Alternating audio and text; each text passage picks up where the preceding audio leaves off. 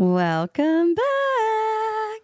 Welcome back. If you notice something looks different, that's because I don't know how to order contacts on time ever. And they were supposed to be here, and they're not. So Do you want to know something so funny about schoolgirl this, glasses though? are on. What? I legit, like, when I was getting ready, I was like, should I just try to go blind today and not wear my glasses? I was going to do that, but I literally, because I was putting my makeup on blind and I can't see myself in the mirror unless I'm I was literally like. Stop. Did I ever tell you that my wedding day was the very first time I ever wore contacts? That's horrifying. Did you practice?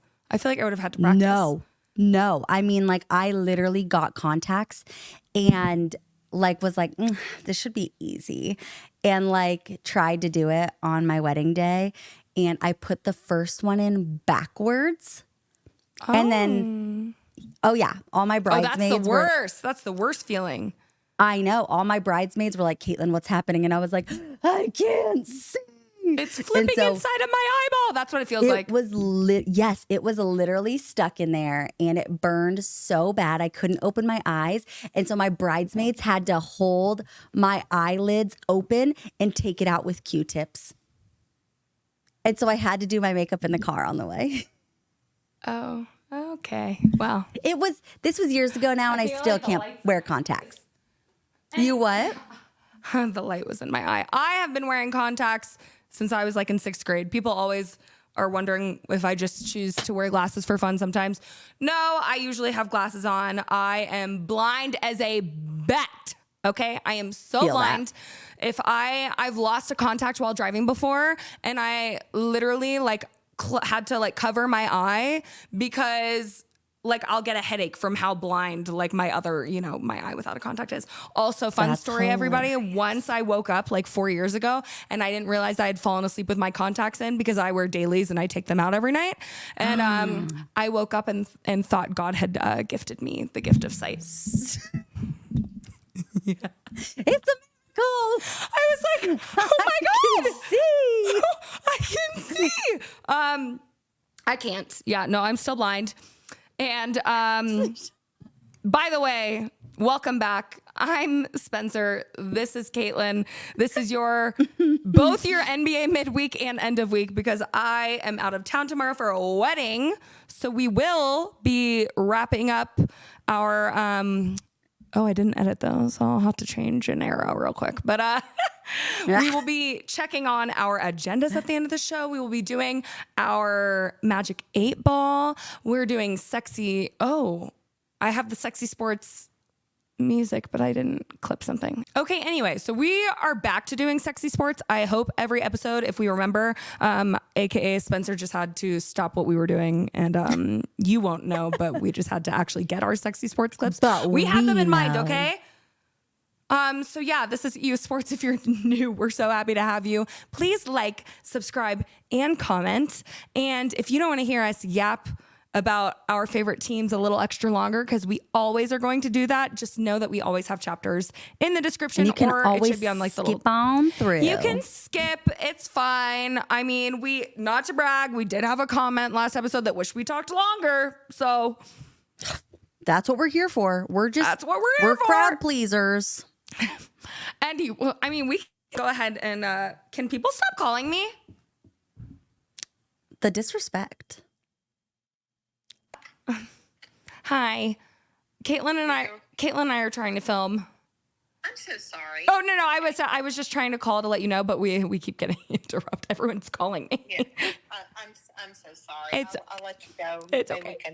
Really down, and I was telling Dad, I'm like, I'm gonna go home and watch the Nuggets game because I fell asleep right when it started, and I know that he could pick me up. He said, "Oh yeah, I've already watched it, but I'll watch it again later too." But I am gonna clip where she said, "I'm gonna go home and watch the Nuggets game," because lest we forget that last Christmas, and I think this was before, or maybe right when I joined NBA Twitter. I can't even remember. We weren't friends yet. It was like right when you joined. And my parents were so annoyed with me because we have a projector at home. So clearly I was watching during my Thanksgiving and Christmas vacations basketball all day, every day on the projector, and they hated it. And now all they care about is Nuggets games. Oh, how the turntables. As they should.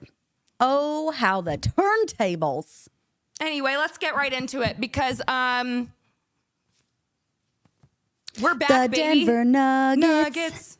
The Denver Nuggets. Oh, I've got my Iverson shirt on.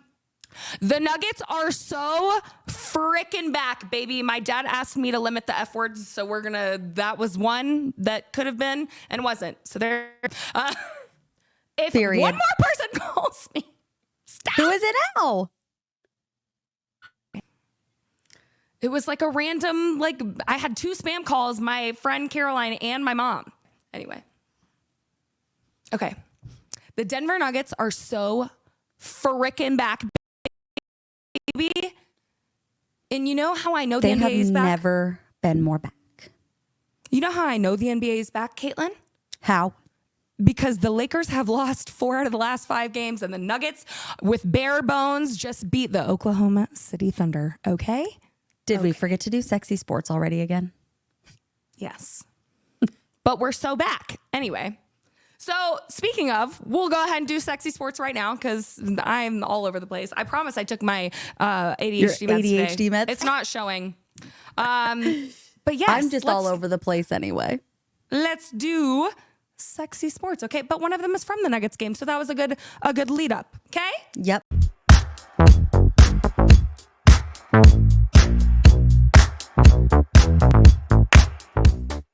Here we go, Mom. Okay, so this is a little bit of a longer clip because this is kind of a 2-parter. Well, it starts off not so sexy, okay, but then it gets sexy, I promise you. It's a good redemption. I'm going to put this sound a little bit because it was loud. Watson misses it. He missed both those, by the way. Well, as is so bad. Lose the rebound. I was there. Is Caruso. Fuck Caruso. Oh, sorry, Dad. 5 seconds to go. Shea Gilgeous Please, Alexander. Lot. Get out of here! Get out of here! Wow. No. From GOAT to him. No. Okay, we'll do our second. I'm literally crying. I love moments like that. He was so happy. We'll get into it. We'll do our last one because this is one of my favorite players that's not a Nuggets player, and he's must-watch TV.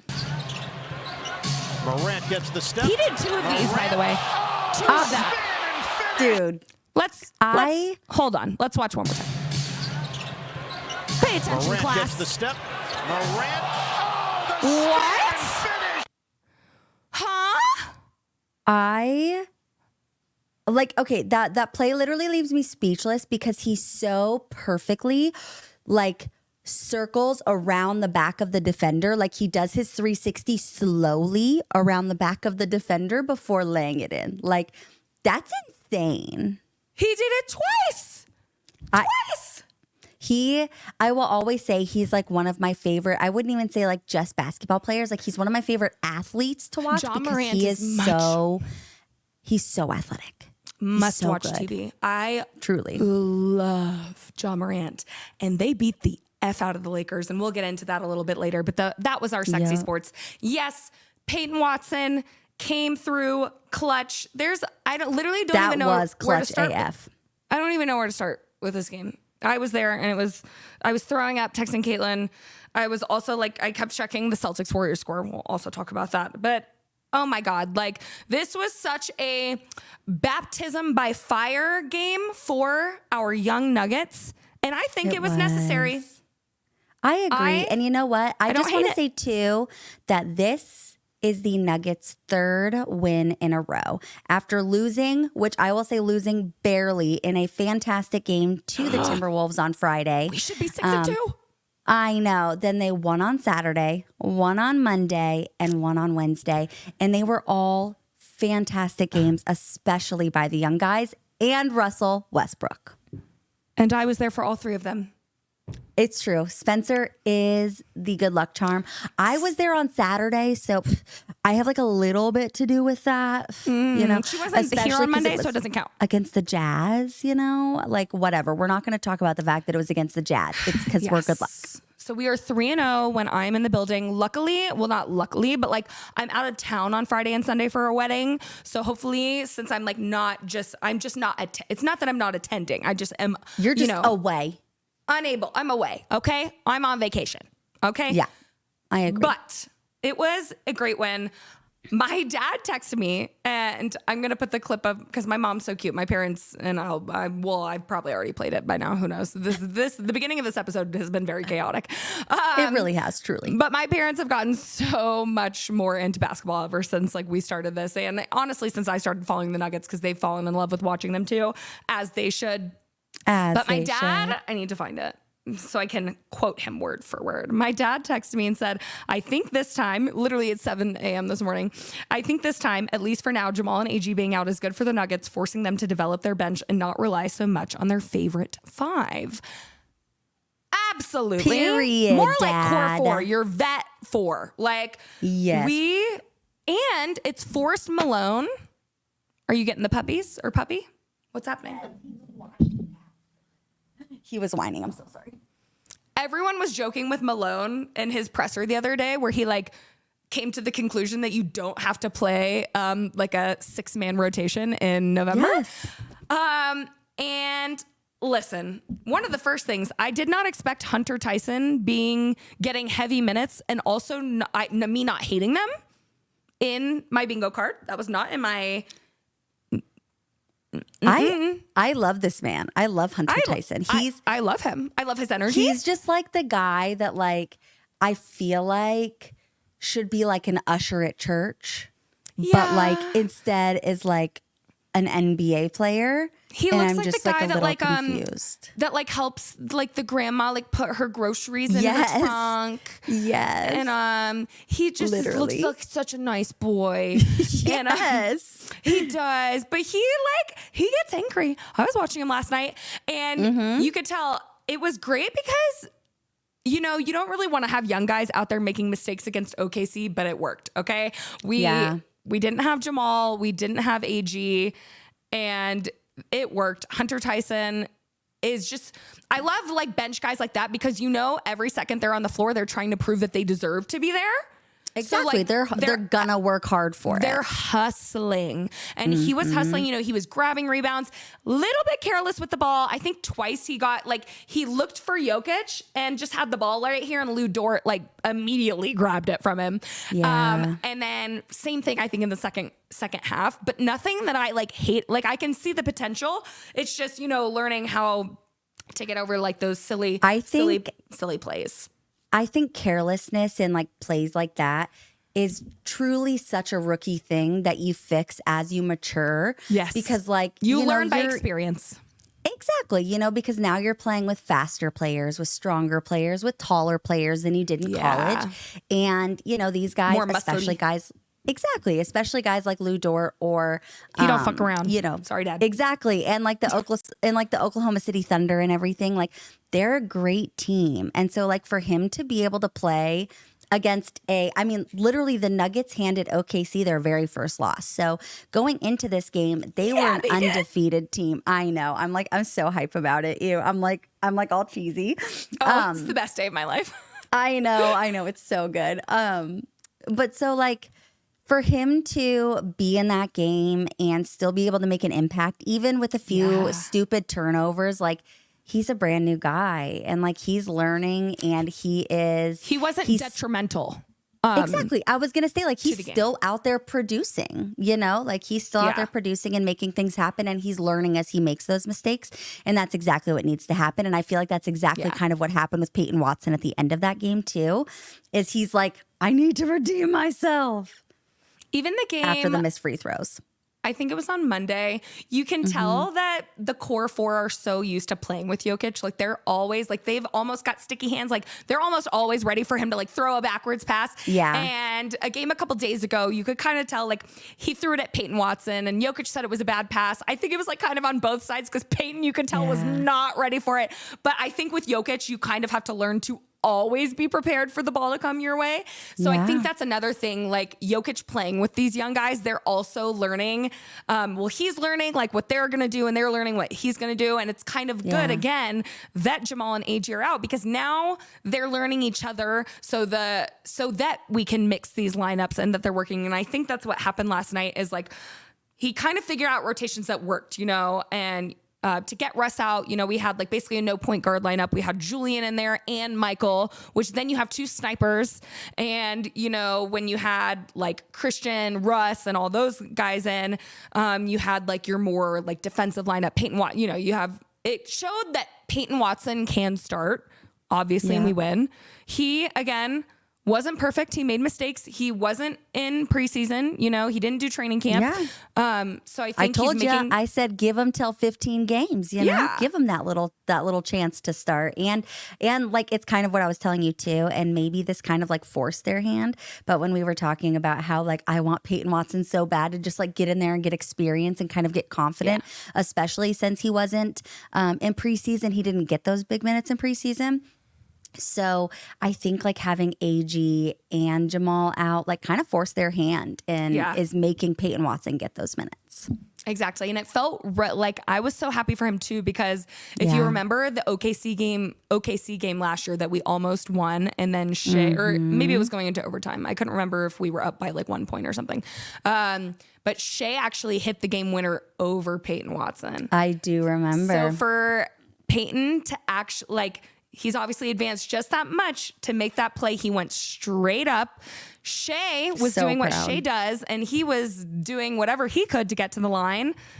God, it's so annoying. I literally don't know how you fans watch that basketball team. Like, it is insane to me how they get so many calls. And I feel like Chet gets so many calls because he's so skinny that they're like, well, they're going to hurt him. And Jokic is, I guess like sturdier, bulky. But I don't know. I was so proud of Peyton Watson, and he missed a couple, but he did make a 3. Again, he just needs that experience, and I was glad that he's getting it like with the starting team, especially against. I agree. And getting that, great win. You could see it on his face, like the chest bumps. Like he was happy.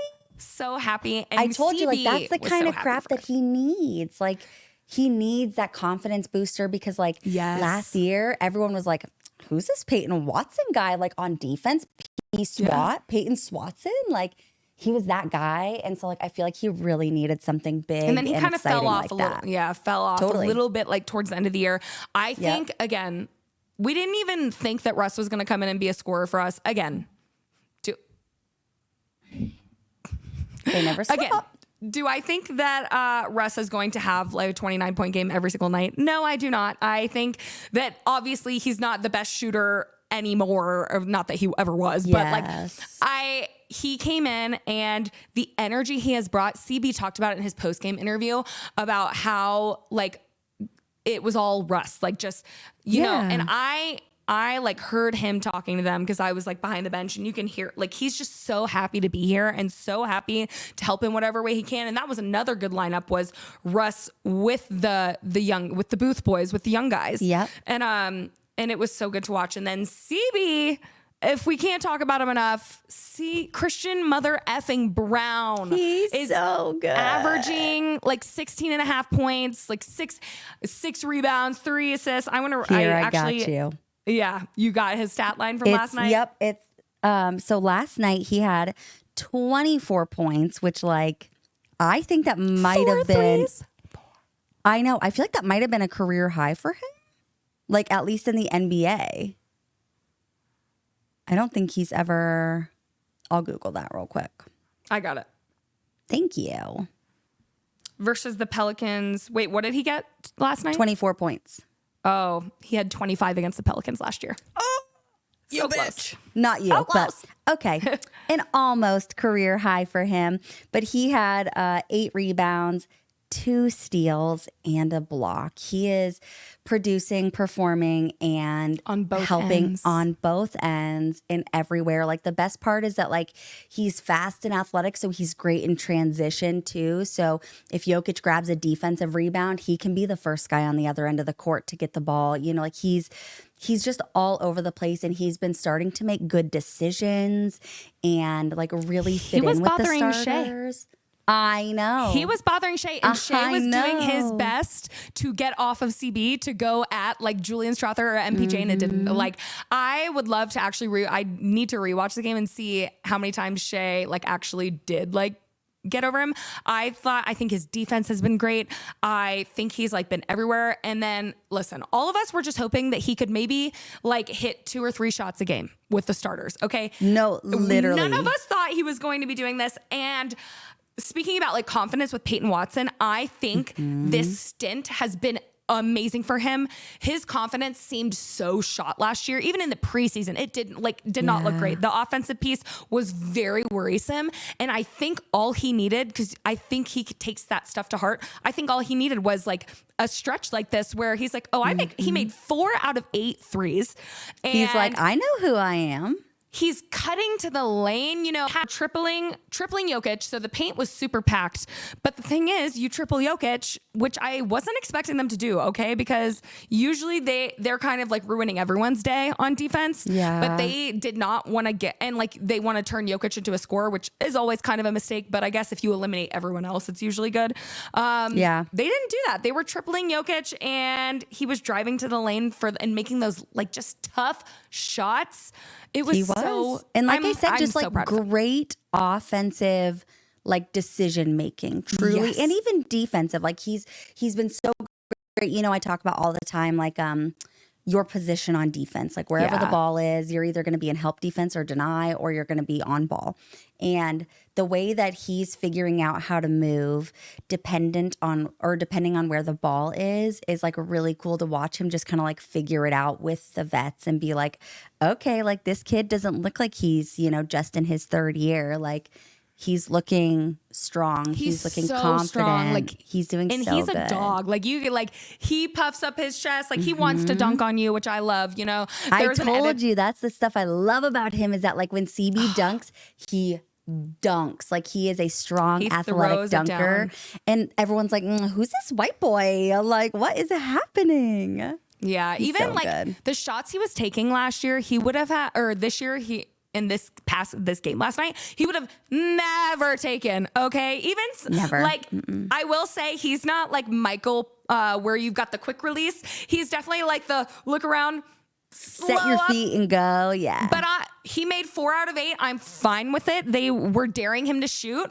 I think the scouting report on him is going to change very quickly if he keeps it up. But Correct. I wish, you know, I would put him as most improved player. I don't think he's got like the name that a lot of guys have, because I think the Yeah. NBA is very like about, you know, your name and who cares about, like people were saying, we don't care about Christian Brown. Well, I care. That's what I was going to say too, is like when you mean like the name and stuff like that, like I swear the most improved player is always someone that people were already talking about the year before, Yeah. which to me doesn't really sound like you're like the most improved, maybe most improved over like the last couple of years, but Yeah. whatever. CB's killing it. Everyone's going to know his name soon. And the name so that happy. everyone knows is Nikola Jokic, and Mr. Nikola Jokic had 23 points, even while being doubled and tripled the entire game. Mauled. 20 Mauled. rebounds. 20 rebounds. Do you know how big that team is? Do you know how clogged the paint is with Nikola Jokic? He got 20 rebounds over this OKC team and Yeah, let's- 16 assists. And let's look what was happening to Nikola Jokic all game, because Mike Malone, in typical fashion, got a technical. It felt like the old As he Jokic should. days, where he got the worst whistle. This was the worst whistle I think I have literally ever seen. And Ever. this is just like a quick like example, because this was happening, all game. So obviously Jokic is right here, and then Chet hitting him in the back of the head.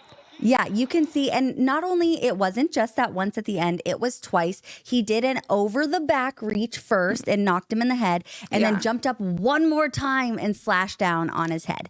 No call.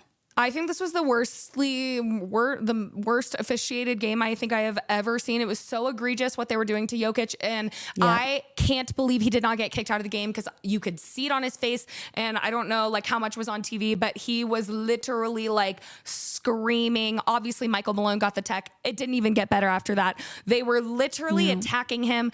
Even Michael Porter Jr. was shooting, and they smacked him like both hands on his head and the whole stadium. And I'm like one of those people that's like, the ref, you suck. Like, does it always work? And half the time, like, it's not that serious.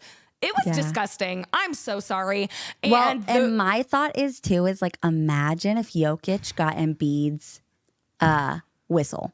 This literally man think would be they don't averaging do it. 40 plus a game. No, he would be averaging 50, I think. Like, I literally, I think he ended up with 4 free throws or 6 free throws. Like, for real. Yeah, he was 4 for 6 on free throws. Just disgusting. And like, again, Chet's small. That doesn't mean you can hack Nikola Jokic. And I know they don't want to like give him too much, but yeah, that stat line is insane. He is playing like an MVP. I actually, I need to look up his like last. Give me games. the 4-time MVP. Voter fatigue my ass. Jokic was 23, 20, and 16 last night. Casual. 28, 14, 13 the game before. 27, 16, 9. 26, 9, 13. 29, 18, 16. 40, 10, 4. 41, 9, 4. This is an MV4 position. I love if I've ever seen one. Him. I love him so much. Yes, vote. If you claim voter fatigue this year, that just means that you're not keeping the integrity of the award. The integrity of the award is someone that is on the court that impacts every aspect of the game. We are not winning without Nikola Jokic, okay? And just because he has won it 3 times before, it is not his fault that no one else is making the same impact that he is. Yes, that is not his fault. And so if he continues this and he doesn't win MVP, it will be baffling. No, it's like literally disgusting behavior because like, no offense, like I know Jason Tatum said like his next goal is to win MVP and stuff. But like when you have like multiple pieces, that you can't win without, like obviously they barely lost to the Warriors, but like you have Jaylen Brown out, like that's like they have so many pieces that are so good. And that's how I feel like even like Shea, like they have so many pieces on that team. Yeah, they're Nikola Jokic like probably just beat top, the number 1 team without his 2 next best players. Like he is literally impacting. And again, that's what I always say. The MVP most valuable is not just who gets 30 a game. Most valuable is someone that gets on the best team. Gets 16 assists and 20 rebounds. Who does that? I love Nikola 7 Jokic. offensive, 13 defensive rebounds, by the way. Like those are some monster stats. Oh, and he had like 8 deflections, I think, because he had 2 steals, 2 blocks. Doesn't even show it. He got a backcourt violation on Shea at the end, and it was beautiful. Okay, he pestered it, got the ball out of his hands, backcourt violation. You don't have to be the most athletic to play defense. You just have to have a higher IQ, and he reads the game so well. Yeah, and it was so beautiful. And understands it. Yeah. I want to talk like a little bit about OKC and like why I think they lost. But I just wanted to shout out Russ. He has come. He is not washed. He has brought energy. He has brought speed. He has brought competitiveness, joy, love of the game.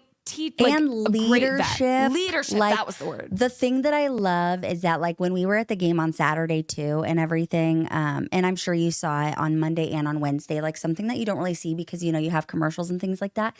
The second a timeout is called, Russ is going over to one of the young guys to walk them through something new. Every single time. He is walking up to someone and he is being a leader, and he is not only encouraging them, but he's like teaching them. Like you can see, and the young guys listen to him. He puts his arms around them. Yes.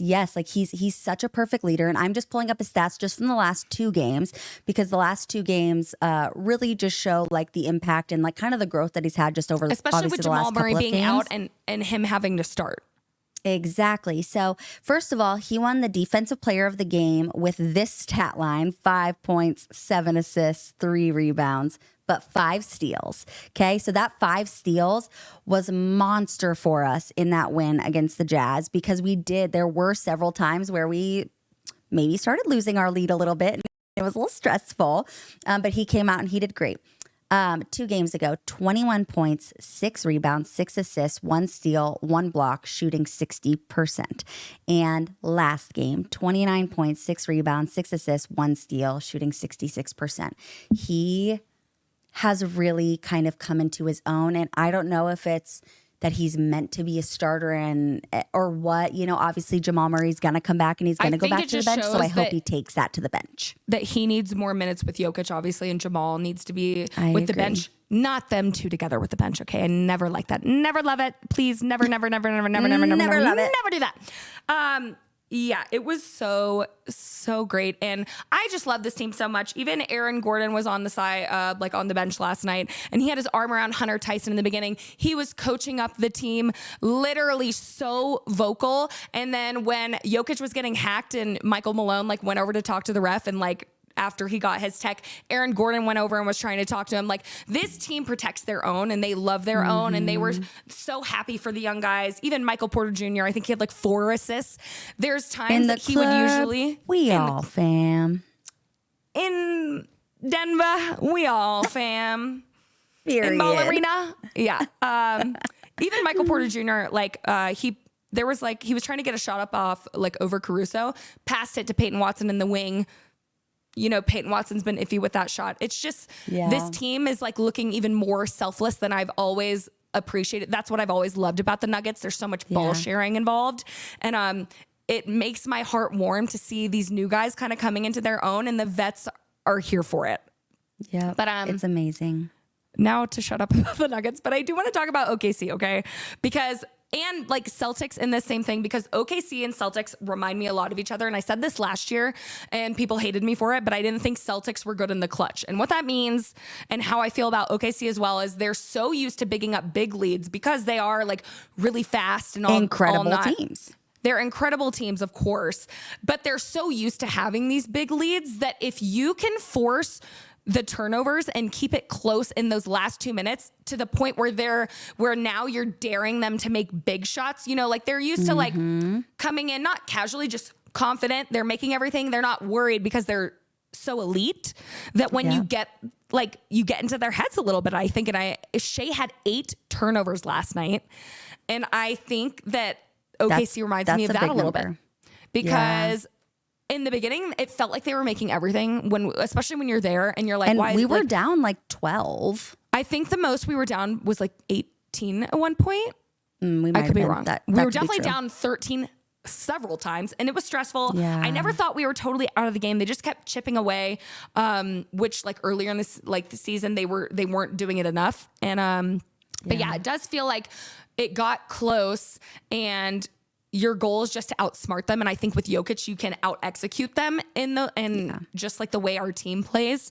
But that's how I felt with the Thunder, because again, it felt like they were making everything earlier on. Like I felt like we were playing great defense. Of course they scored, I think like 122 points, which, you know, is a lot, but they were making very tough shots. Okay. Like J-Dub and Shea, like we were doing great defense where they were like turning around shooting and it would go, you know, it would go in. Like there's nothing you can do. What I always say about those is like, it's great defense, but it's better offense. And they're just those kind of guys that like when they're in that zone, like there's almost nothing you can do about those types of shots that they make. Like your defense is great. Like the only thing you could have done better was like deflect it if you had a chance. But like a lot of the times you don't even have a chance. And so I like totally agree with you with that. I felt like they were making everything. Like it didn't matter how good and fast and crazy the defense was. They were just making everything. Yeah. But you and I talked about this a little last night. Is that like Chet felt so quiet yesterday too. Like it's not that he was bad. He was there. Quiet. Yeah, like literally the first half, because I watch games differently. Well, I feel like I absorb games differently when I'm there than when I'm watching on the screen, if that makes sense. Me too. Yeah. I guess just different viewpoints or whatever. I literally had to look on my phone how many minutes Chet had played because I forgot about him. And then when I looked up at half, he had 3 points. He ended up getting, I think he ended with like 15 or 17 or something. He was such a non-factor, like such a non-factor, especially after the first game we played them, our first game of the season, when he felt so dominant. So that, and he has been doing that. So I don't know. Well, that's what I was going to say is he's been like that all season too. Like I said, it's not like he played bad. Like the first half, you're right. He was definitely like a non-factor at all. Second half, he came out and he started like scoring and participating and producing and stuff. But like, I still felt like he was quiet. And maybe it's because he had a big dunk and like a 3, but that was like all I remember from him. Really? Yeah. And like I said, maybe it's because you have Shea and J-Dub and Lou Dort and Isaiah Joe and all these guys that are just kind of like, you know, out here, you know, getting these big stops and being fast. And he's just kind of like, he's like a gentle giant to me. Like he's just like so tall and skinny that like, unless he's doing things big and with an exclamation point, I don't really know he's there. But he's great. I'm not taking away from that. He wasn't taking like it to Jokic like the first game. I don't know. It was weird. Yeah. But yeah, I do have to say that I think we outclutched them. I think we made some big plays even when we didn't make our free throws. And that's what the Nuggets have done. And that's how we won the championship. You know, like our final game against the Heat, KCP got like a steal. Like it's about those final minute, you know, Jokic getting that backcourt violation and Peyton getting that deflection, things like that, separate good teams from great teams. Big plays and big moments. And Russell Westbrook literally said they have the better record, but I think we're the better team. And I was like, ooh, okay, Russ. And I feel like that's enough about that game because we've been yapping about it. I was even going to say, well, no, I was going to say actually on the other end, because we were talking about how OKC reminds us of the Celtics. Okay, I was going to talk about the Celtics Warriors games. Yes, because on the other end, you obviously have the Celtics. And even though the Cavs are 9-0 and are playing dominant, I still think that like I would say that the Celtics and the Cavs are like the two only teams in the East right now. Literally the two only teams in the East. They're the only teams that said present regular season here. If you didn't know, the Celtics and the Cavs are the literally, okay, it's the Celtics, the Cavs, and then there's 13 teams below them. The 13 teams below them have a worse record than the top 12 teams in the West. So regulate the East, might I say. It's literally like the Cavs, the Celtics, a bunch of like one-loss teams, and then the rest of the West, and then the East is like in the G League right now. I would say that if PB wasn't out, Paolo Banchero, that Magic would be up there. I agree. I do agree. They've had a tough time without him the last 3 games. In the East? I don't really know. I don't know if it's like the teams that they've played or what, because like maybe I have no idea. You know what? And I'm not even going to get into it. It's like, it's the weirdest thing. I'm going to have to just like sit there and watch the Eastern teams just like for a day and just be like, what the hell's going on? But I wanted to talk about a little bit. So obviously the Celtics played the Warriors last night. And I love this because we've been talking about 6th man of the year. And obviously Spencer's pick is Buddy Hield and mine was Russ. So first of all, shout out Russ for not making me look stupid this week. We got 2 good agendas. Literally. Yes. And Buddy Hield has continued to play incredible. But the new 6th man of the year, like front runner, is actually Peyton Pritchard of the Boston Celtics. And so it's really cool. I've heard it's going to be the battle of the two, likely, is what I was kind of listening to First Take today. And they were like, I think it's going to be between like Buddy Hield and Peyton Pritchard. Totally. And I love that. I think it's great. I talked earlier, like at the very beginning of the season, how I really like Peyton Pritchard. And I think that Peyton Pritchard and Buddy Hield actually provide kind of like really similar things off the bench. Yeah. It's like, you know, it's like the high volume 3-point shooting and like the showing up in clutch moments and stuff. I think that Peyton Pritchard has kind of slipped a little bit on the showing up in clutch moments, whereas Buddy Hield has continued to do that. Obviously, the Warriors did beat the Celtics last night in Boston, which I'm not trying to gloat, but man, I'm feeling like a winner. All right. Okay. Like that's all I got to say. It's so good. And they played so well. I am so high on the Boston Celtics this year. And you would never hear me say that, but they are such a good team. And so to see my Warriors that people have been like, they're just playing easy teams. They're not a good team. Like, blah, blah, blah. This is all fake. They're the number 2 defense in the league, by the way. Yeah, they won 3 games without Steph Curry, and now with Steph Curry, they come in and they beat the Boston Celtics in Boston in such a beautiful fashion. They ended up coming back and winning. I think Boston was up by like 4, and we ended up winning by like 4. The Warriors went on a run, and it was just beautiful. Oh, they won by 6. I'm sorry. So here's the thing: Warriors just went 5-0 on their road trip and are currently 7-1, maybe even 8-1 now. I don't know, but either way, they're playing. Yeah, they're playing amazing. And the best part is that we talked about this, is that they are kind of running this 12-man rotation. So right now, you've obviously had a few injuries. You've had DeAnthony Melton out. You've had Andrew Wiggins out. You had Steph Curry out. And so then they just kind of sat in like that 9-man rotation and then added Lindy Waters in. So then it was a 10-man rotation. And now you only really have DeAnthony Melton out, but Lindy Waters is back in. And so you just like, I'm like, they have so many players that they can play every single game. And I wanted to brag. I wanted to brag about them about that. Yeah. Simply because, obviously they booed Steve Kerr. So, you thought this was probably going to be like a JT revenge game because yeah, of course. In Olympic basketball, and I was listening to something about this too. They were talking about how one of the OG coaches of the USA Olympics, because we've always been so deep, you basically play your 5 All-Stars, they exhaust themselves, and then you replace them with 5 All-Stars because the team's so deep. And so that's how Steve Kerr did the Olympic rotation. Jason Tatum was obviously the 11th guy, and that didn't go over well with anyone else. But that's what Steve Kerr is. He's literally able to do an Olympic rotation right now. And the way you beat a Boston Celtics and an OKC Thunder is hoping to throw off that dynamic offense, hoping they get turnovers and things like that. I think Jason Tatum had 5 turnovers. I will have to fact check myself. But I got you. Steve Kerr was able to put 5 guys in that are all-stars, or play like all-stars. He had and 4 turnovers. 4. And tell them to absolutely exhaust. Oh, my earring just came out. Love that for you. Absolutely exhaust themselves on. Hold on. You're good. You never know if we need to clip this out. So he's able to have 5, his 5 starters that are amazing. Of course, his starters go out and completely exhaust themselves against the Boston Celtics and just blitz them and give them everything they've got to where they literally are so tired. Yep. And then he can do a mass substitution and put 5 more all-star type bench pieces in.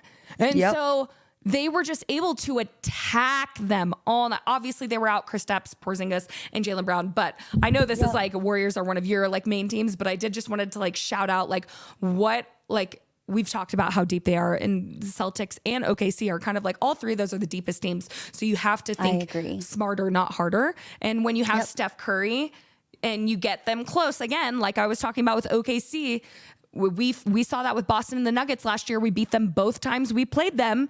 Because you get it close and they get uncomfortable and you dare them to make shots. Even their first game trying to break the game, the game went tie the record for most threes. For threes. Once you dare them to make shots, they start to get shaky. Well, and so that's what I was going to say. So obviously with Jaylen Brown out, you are missing one of your main scorers and one of your main defenders. And so I do just want to say that obviously in some ways it was not necessarily a fair fight because he is their second player. But you do have Derek White, who showed the fudge up, who has been all season. He has looked amazing.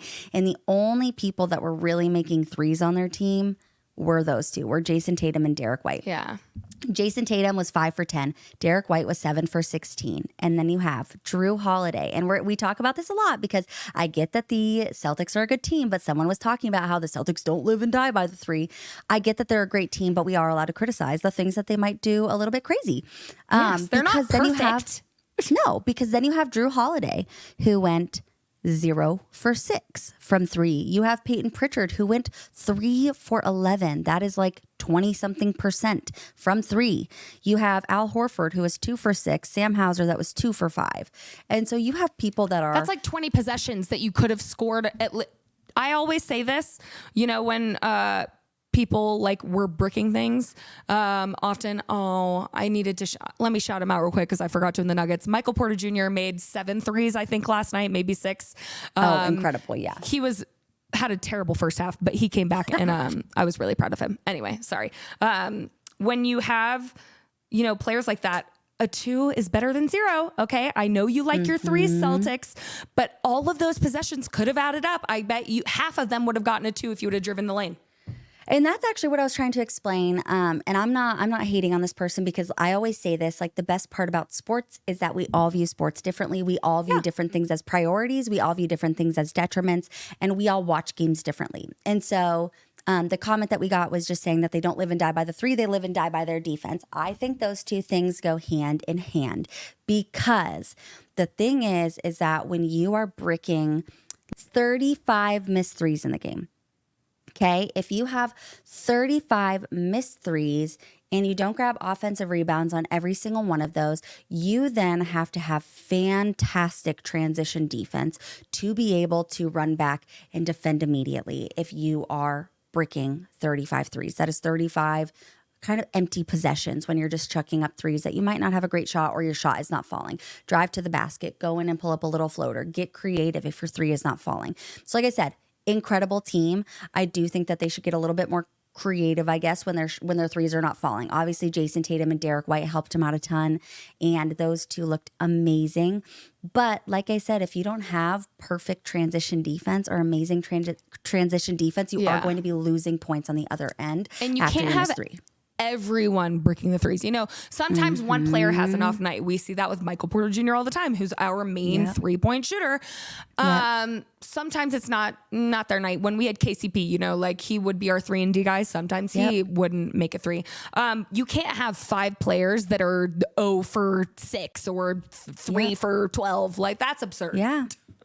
Yeah, it it affects everything, especially like, I feel like it's another big thing. We talk about confidence and we talk about the mental game and everything like that. And if you're bricking 11 threes and you're just like doing that over and over again, and then you're like, I guess I'll try it too. Like, your confidence is already shot. So like, you're kind of screwing yourself on the other end. Like, be smart, drive to the basket, make a pass, make sure that the shot you're taking is a good shot. I'm not against 3s. I'm a freaking Warriors fan. I love when people chuck up 3s if they're making them. It's fun and exciting. I do love when people make 3s. Yes. Especially like at a big moment. Yes. We had a couple of There's those nothing more beautiful than a Steph Curry. Like, oh my gosh. I was so hoping. I was hoping it was going to be, I was hoping it was going to be Steph Curry, but it was Buddy Hield, which honestly kind of made it even better, because Steph Curry was like, I don't have to do this by myself. If you don't know, Steph Curry is a celebration where in like big games and important games, he will hit a 3 normally in like the final minute, or just like whenever he can like confirm that 3 was the dagger and that was the nail in the coffin and the game is over. And he does his little night-night celebration, just like, say night-night to the team. And so I was like really hoping. One of the best celebrations. That, and I don't like LeBron, but that is also, that's pretty sick, okay? It's a good one. No, literally. But so I was hoping that it was going to be a Steph Curry 3 and a night-night. But Buddy Hield ended up draining the dagger 3, and the Celtics immediately called a timeout. And it was just like so cool to see Steph be so freaking happy that he has another guy again that can sit there and make those 3s. Take in those a little big weight moments. off the shoulders. Totally. And it was just like they were all so hyped for him. It was so good. Buddy Hield is making $33 million less than Clay was last year. I'm sorry, buddy. You deserve more. I'm talking about deal of a lifetime with this guy, but I'm probably done talking about that game. They're 2 incredible teams. Honestly, as of this very moment, stop the count. The Warriors are doing incredible, and shame on all of you who shat on me for saying that the Warriors would be the 3rd seed. I wanted to say I am a little worried because of course they were really beating the Celtics was so good because everyone was like, they haven't played anybody. Yeah. They're playing people, okay? They've got a big schedule coming up for sure. I just wanted to mention like who they play next because I'm kind of excited about them. Yep. So they played the Celtics. They won. They next have the Cavs, Thunder, and Mavs. Yep. Yeah. 3. Oh, I know. The Mavs game is Clay's return to Chase Center. I'm already getting emotional. I will say, I do think that the Warriors will make a mid-season trade because of their size, because they were so trigger happy trying to get like Lauri Markkanen, and even if everyone remembers, but they tried to get LeBron at one point. Like they're trying to get big in there. So it'll be Well, do you want to know interesting. who else they tried to get? Yeah. Paul George. Oh, yes. And- That's, and I was like, I gonna was missing one. No, you're good. I was going to say they tried to get Paul George, and I'm going to use this as my segue because Paul George had his return to LA yesterday with the 76ers versus the Clippers, and the 76ers got stomped. They did not even score 100 points, which if you're not scoring 100 points in the NBA, you are not going to win the game at this point in the NBA. And you know what? Here's the thing is like, so we all know that Joel Embiid took a week off, right? Joel Embiid took a week off. And, he took some PT. Just for some like little personal time, resties, PTO. you know, a little quick nap skis, a little staycation, if you will. But so, and then obviously PG was having some like knee issues and some knee inflammation, and so they were like, okay, we'll have both of them off in the first week, whatever. So PG returned, and Joel Embiid, before he could even return, decided to put hands on a reporter and got suspended for 3 games. So Joel Embiid was out. And you know what? I just want to say this because I don't love Joel Embiid. If you know me, I don't love him and I don't love his game.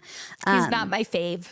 Yes, and truly 90% of it is just because of the way that he plays. I really have a hard time enjoying players Watching that him all they do is sit at the foul line. I have a really hard time enjoying And that it's because their goal I like foul. to get to the foul line. Exactly, because like I like fast basketball. I like physical but good basketball. Like I would like not to getting see whacked in the head, but exactly. I mean like physical as in like, you know, we're jumping up at the exact same time, hands up, and I'm blocking your shot, or like I'm allowed to stand there and be strong while you push into me and post up, like without fouls being called. Like physical good games like that are amazing. You should not be asking for a foul. I've said this before. You are an NBA player. You know how to play through contact. You should be able to play through contact. It is the NBA. And if you don't finish your shot because you're just waiting for the foul call, you disgust me. Yes, exactly. Like I want you to play all the way through. I want you to finish the play without looking for that foul. If you get the foul, awesome. Good for you. Love that for you. Play that physical game and play through it and move on. If you don't get the foul call, don't sit there and complain. Move on and go play defense because this is basketball. It is a physical game. Anyway, sorry. That was my rant. But I do just want to say I am going to defend Joel Embiid in this case because while it is never okay to put your hands on a reporter or really anyone else. I don't love people fighting. I don't love anyone fighting ever. I actually can't even stand an argument. It'll make me throw up. But when you're a reporter and you start bringing people's family into it, like Joel Embiid's son and his brother who passed away and like things like that, like when you start kind of like... You're like trying to get something like a reaction. Yeah. And you know, like there are a lot of guys, especially men, and like I know that women are obviously protective beings too, but men are more physically protective beings, and especially about the people that they love. And if you are going to be a reporter, you need to understand that like you are not untouchable, and I don't mean physically, but like you are not untouchable in the sense that like the things you say do hurt and they do affect people. And these players see what you say about them and their families. And these players are people. Yes, they are human beings. And like we talked about with like the Denver Broncos last week, these people have family and friends that read this stuff too. You are not only hurting the player, you are hurting their loved ones as well. And so while I do not think that putting hands on the reporter was a good call by any means, I do think that reporters and media need to be more respectful of the fact, that we're talking to basketball players. Ask them about basketball. If you wanna add a positive spin and talk about someone's family positively, and it's like something that you know have An like had accomplishment permission by a sibling, exactly, like whatever it may be, that's fine. But like to kind of use it as like something to like piss people off or use it in like a snarky piece, like be respectful. These are human beings. Nice. Just because they're like NBA players and celebrities and millionaires. Exactly. Shame on you. Boo, just because, tomato. Period. Boo, tomato to any of you who just think that you can talk shit to anyone just because they're celebrities. It doesn't matter. I don't care. Like It's like when people go on Instagram and like talk shit about or like go comment mean things on like celebrities' posts. Like you're pretending you think that they don't see that stuff. You don't understand how much that affects people. And that's the same thing for like reporters and media. So that was kind of my rant because I hate mean people. But Joel Embiid was suspended, out for 3 games. He'll be out for a couple more games. But the 76ers without him are bad. I don't know how they'll be with him. But they're, what, I'm 1 very and 7? confused because I sat here thinking, yes, that that not only the 76ers, but the Knicks, who spent every last dollar, dime, and penny to get all of these positions that they thought they needed. Yes. And it's not working out how I think they thought The it would. Knicks are not nixing. The Knicks are not nixing. The 76ers aren't sixing. They're not The 76ing. East is struggling. The East is struggling. But And like you said, go ahead. I was just going to say, you and I both thought that getting Andre Drummond, like a legit good backup for Embiid while he's out, would be a great thing. Can I, you know what? Thank you for bringing that up because I want to say something about Andre Drummond because he's been great on the boards. He's grabbing rebounds and he's like being a big in that sense. But it's almost impossible to be a big playing like either behind when Joel Embiid comes back, behind Joel Embiid or for Joel Embiid. Because first of all, nobody foul grifts like Joel Embiid. Nobody gets a whistle like Joel Embiid. And nobody tries to score and get fouls like Joel Embiid. You know what that reminds me of? What? The song in Beauty and the Beast. No one drinks like Gaston. No one does like Gaston. Like Gaston. Joel Embiid is Gaston. Okay? That is what is No happening one foul here. grifts like Embiid. No one bitches like Embiid. No one flops like Embiid. This is me dancing. Da, da, da, da. Sorry. Embiid is a butthole. He shoots lots of baskets and tries to get fouls on all of them. Ding. This is my teapot. Anyway, yeah. So I just think that like Andre Drummond is not a great choice if like Embiid is not playing because they just don't have the scoring anymore. Embiid is literally their sole scorer, and you know what? I will say that that's a great reason that he did win MVP. I'll give that to him. He is probably the only person that scores, but I just don't think that it's an ethical way to score. Now that you're mentioning that, there could also be a case when he comes back for PB to be an MVP talks. So true. Because Paolo Banchero's team looks rough without him. That's true. I wonder, man, I don't know if he might miss I don't think too he would many win, but games I for think, it, but yeah. Oh yeah, but I just think like it'd be cool for him to be in those you're so right, conversations though. because he's You're so so right. young still. Yeah, the Knicks, they again spent every last dollar, dime, and penny to get all that these they guys did and didn't have. Yeah.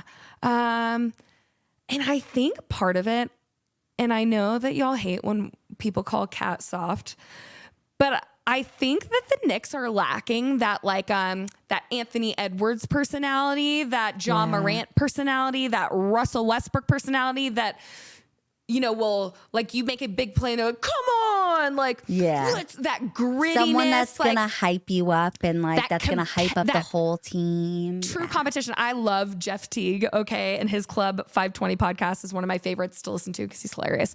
But that was like they were talking about that. They were talking about the difference between private school kids and public school kids in the NBA, Totally. and it was so true though. Like you have those guys that have like a different grit to them, like and they're not as soft. Like they have more energy. They're competing every time. It doesn't matter if it's against the Jazz or against the Celtics. Like they are coming to dominate. And I don't think the Knicks have that guy. And I don't know if They like do. They seem kind of like meh. Like they're not Josh like Hart's very chill. Jalen Brunson gives very chill.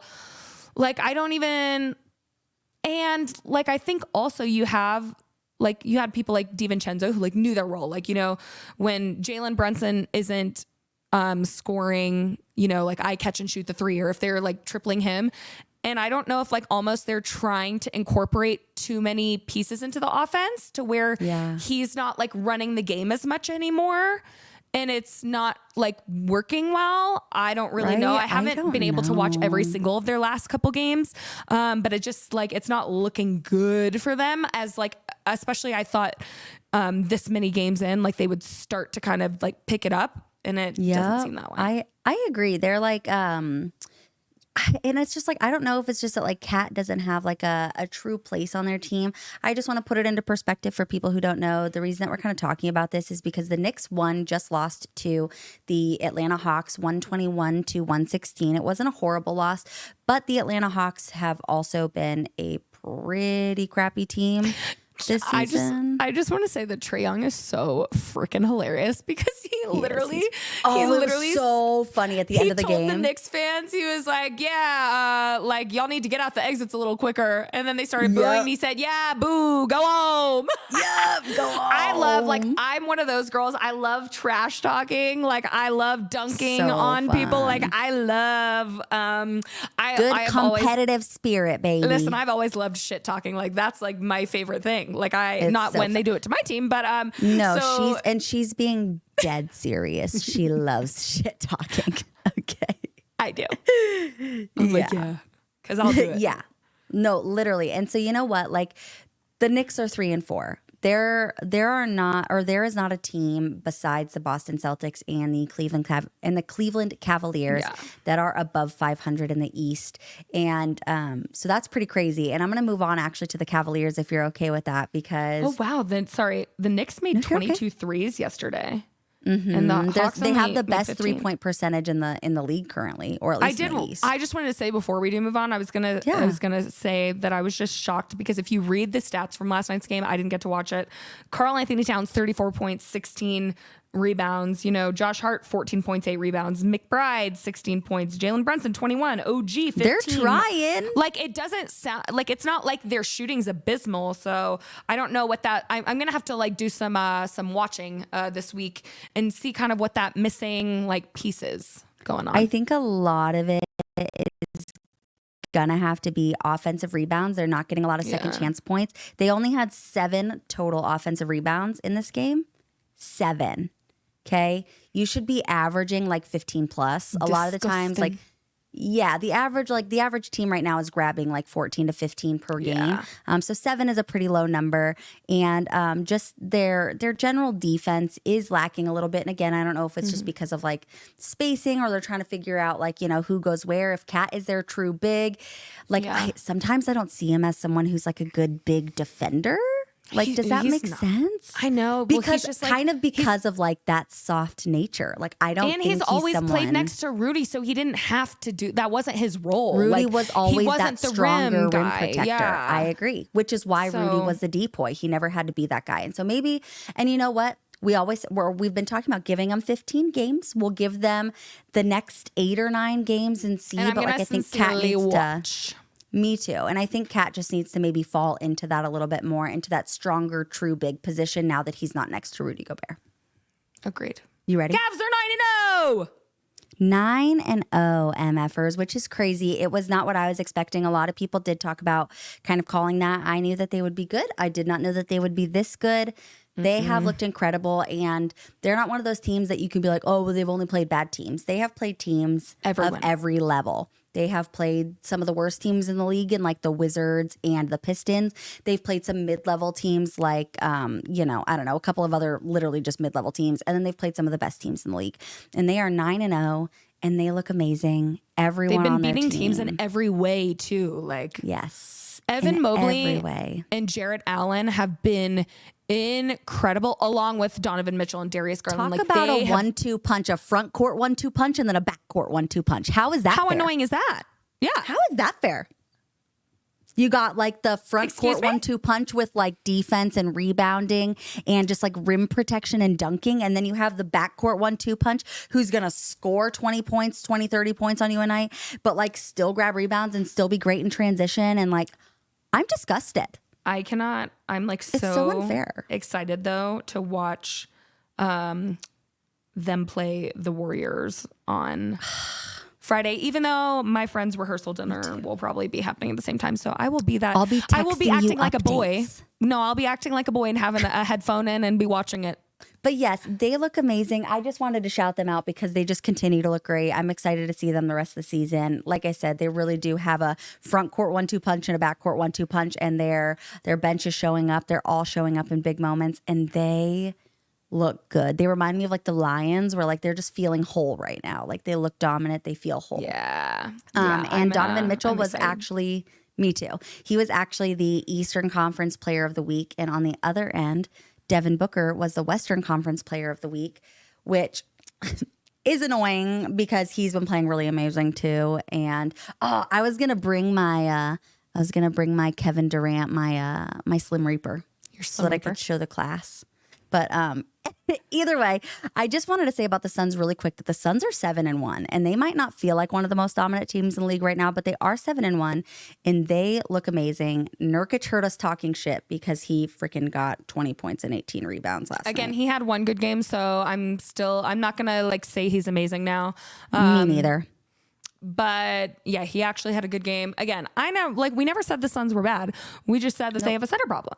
And Yes, they unless do have a Nurkic center has a problem. game like he did, if he starts doing what he did last night every game, then I will shut the hell up. But until then, they have a center problem. Okay.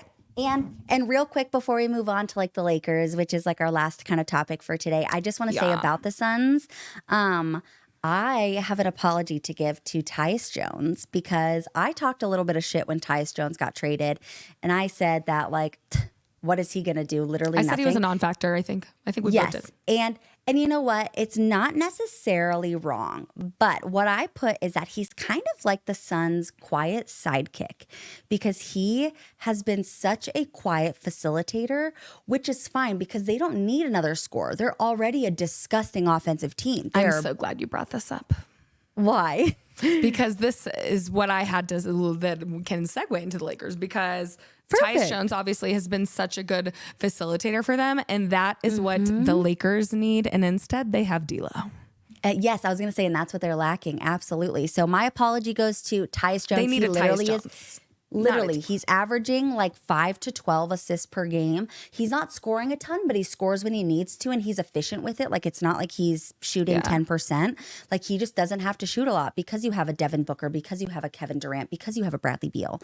That's why they brought him in, you know? Exactly. And so he just gets to like sit back and, you know, whereas like you and I were kind of right, he kind of is a non-factor, but like he's a good non-factor where like his presence is not a detriment. He's still being a great facilitator. He's just quiet on the scoring end. So shout out to him for kind of being that perfect little sidekick and perfect addition to get your the Suns offensive starting pieces five. going. Yeah, I do. I really like watching him play with them. I didn't think that I would, and I do. So, but like Spencer said, the Lakers. I thought the Lakers were like, it's like a Saints. The first few games of the season, I was like, who is this Lakers team? They're the best team in the league. They're dominant. The Lakers have lost 4 of their last 5 games. Womp womp. Womp womp. I can't wait. You know what? I think I bookmarked it that a Lakers fan said that they don't have to worry about the Nuggets anymore. Why don't you worry about yourself, bestie? Oh, they don't have to worry about the Nuggets? What about the just Pistons? lost to the Detroit Pistons. What about the Pistons? I wanted to add that the Lakers, Anthony Davis said it best. He was like, I feel like we look like, you know, 2 different teams. Like, one is like this amazing, well put together team, and the other one is, well, I don't know. I'm like, yeah, you are sloppy. Your bench looks bad. Against the Pistons, you had a 39-minute game for Anthony Davis and 40 minutes for LeBron, which is not ideal for a game against the Pistons in November. The Lakers should be playing them 30 minutes max. The Lakers have the worst transition defense and worst perimeter defense in the league, which is appalling when you have Anthony Davis. Okay. He was looking like a depoy candidate, MVP vibes, almost, not really when you have LeBron, but you shouldn't have the worst transition and perimeter defense in the league. And I'm I was actually sorry. just going to say this too. So last night, AD did not play against the Grizzlies. And so when I was watching the game, and this is like on the opposite end, this is kind of like a shout out to AD because the amount of attacking the paint that the Grizzlies did, and they destroyed the Lakers in the paint without AD there. Yeah. And I think that absolutely could have been a part of the reason. I mean, the Grizzlies beat them by like 20. Like, I think it was like 133. John Moran after said, I don't like him. And I was Yeah, like, period. me either, Ja. Yeah. No, it was I knew 114 we were tight. to 1. I knew we were on the same In the wavelength, you clear, and me. we all fan. Period. Literally, though, the Lakers lost to the Grizzlies 114 to 131. And again, Anthony Davis was not playing. He really is a huge part of their team because even when they lost to the Pistons, he scored up the ass. He rebounded like crazy. He still had several blocks and a steal. And so he's obviously... LeBron had 39 points last night, though, by the way. I know. And was a minus 21. I know. It was just like, it was overall such a bad game. I think you're right that like one, the bench is lacking so much, and two, they need to get D'Lo off that team. I've never seen a worse facilitator than D'Lo. Like He's literally, not. He's like a scoring guard, but he doesn't score. Like, it makes no sense. Yes. He's like he not has, a point guard, but he's like their one point trick, guard. He's like a one-trick pony, but like he's not good at the one trick that he has. If that makes sense. I'm so... Yep. No, that makes sense. That was... Heard you loud and clear. No, literally. That's so fair. And I just don't think he fits in with this team. Like, I literally could see like Austin Reeves being a better kind of facilitator and point guard for them. And it's looking bad, like I said. And I do want to say, again, I'm all about kind of the optimistic outlooks and all about like, I don't want to just talk crap about people ever. Or teams. And so I do just want to say, well, I was going to say, yeah. So their losses were against Memphis, the Cavs, and the Suns. Okay. And then obviously the Pistons and the Pistons. But I was going to say their other three losses were against three really great games or three really good teams. And so besides the Pistons, those would not necessarily have been bad losses. But the fact that the Pistons loss was in between those four losses, and then they beat the Raptors in one of the 4 ones out of the in last between. 5 is pretty damn bad.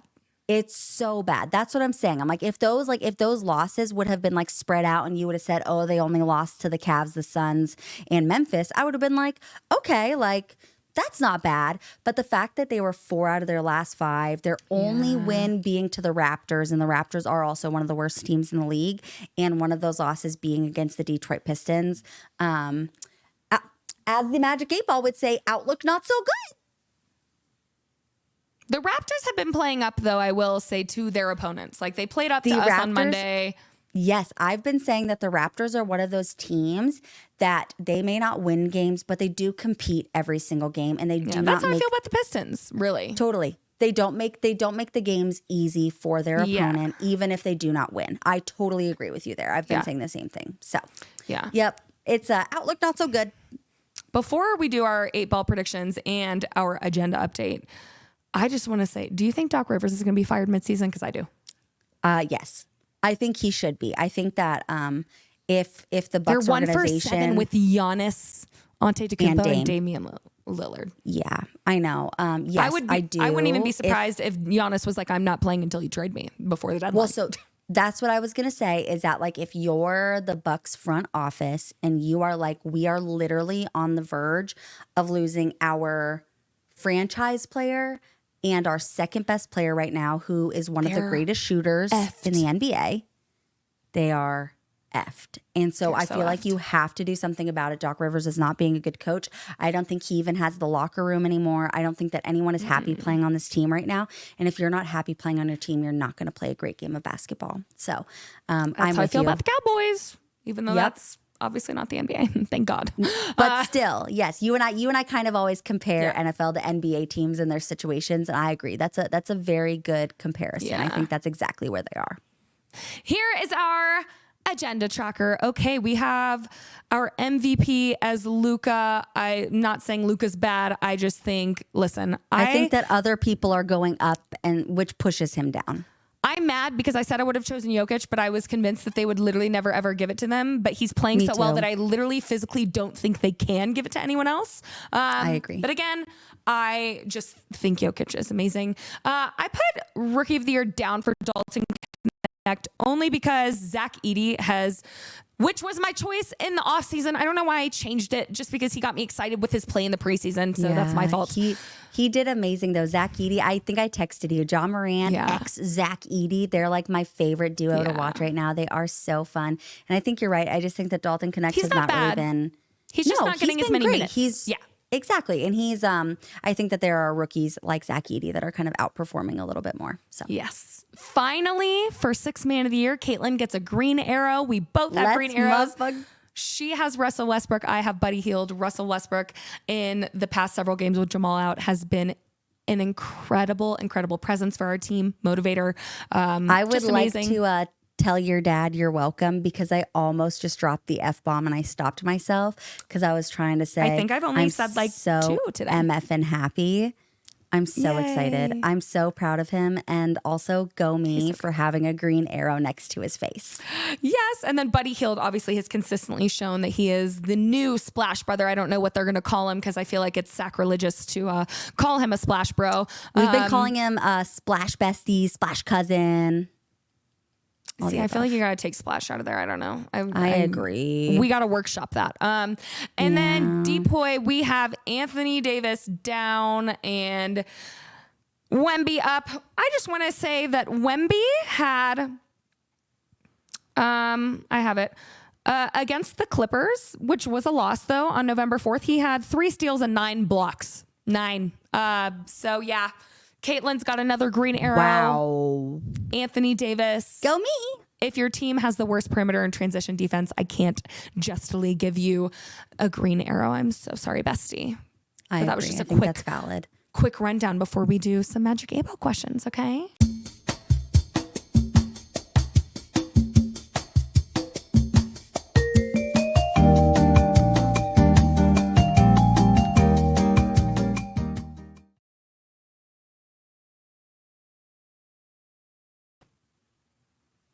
It's so good. We will do this quickly because this is kind of a long episode and because Spencer can't not talk about the Nuggets for 35, 40 minutes. Same, but I have my first question. Yes, I was going to say, I already have my first question because of how good the Warriors are doing. And with the Warriors, I think literally the other day they were ranked 3rd.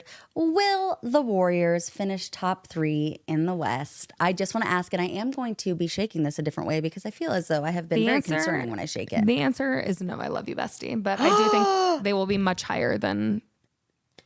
I think I did end up changing them to a higher seed, though. Will the Warriors be a top 3 seed in the West? Hello? It is decidedly so. Bull. Mm-hmm. That was such a dumb question to ask. The Magic 8 Ball loves me. They are not going to be a top 3 seed. They might be top 6. Although I'm kind of mad that everyone was saying that they were just a play-in team. I think they'll be in the playoffs picture more than a play-in team. I'm so sorry, bestie. They're not going to be 3. Honestly, I mean that with so much love. I want to be able to snippet this at the end of the season and like put it in with like a Warriors like championship montage. It's that time. What is your question, my dear? Let me ask something kind of bold about the Cavs. Will the Cavs start? Wait, let me look at their schedule before I decide how many games. Bold. Will the Cavs go 15-0? Because their schedule looks kind of light upcoming. The Warriors, I feel like, are their toughest challenge so far. Will the Cavaliers... Or not so far, in the next... Totally. In the next 6 games? Yeah. Will the Cavaliers win their next 6 games to go 15-0? Concentrate and ask again. Will the Cavaliers... This be concentrating. Win their next 6 games and go 15-0? Think. Yes, definitely.